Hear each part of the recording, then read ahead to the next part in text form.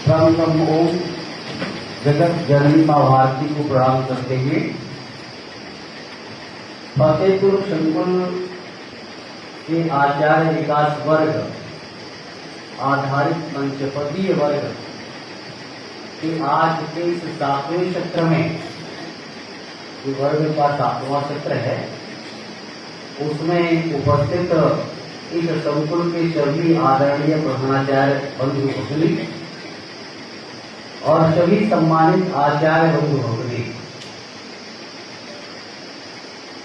अब इस सत्र को छोड़ करके शेष जो 6 सत्र संपन्न हुए हैं, उन सभी सत्रों में पंचपदी के सैद्धांतिक पक्ष को, पाठ्य योजना को, शिक्षण को ये लेकर के हम सभी उस पर चर्चा विमर्श और अपना प्रस्तुतिकरण किया है। इस सत्र में भी कोई विशेष नई बात नहीं है,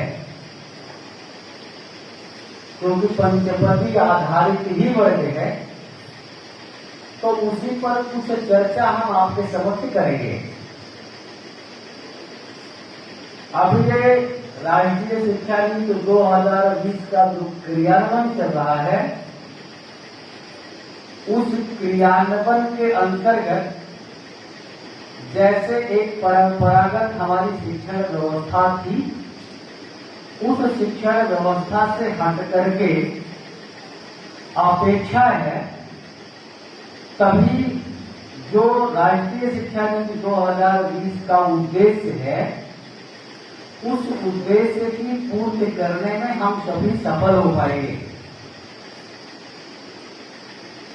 तो पंचपदी पर चर्चा करते हैं, उसके पूर्व व्यवस्था के दृष्टिकोण से हम सबको थोड़ी जानकारी होनी चाहिए,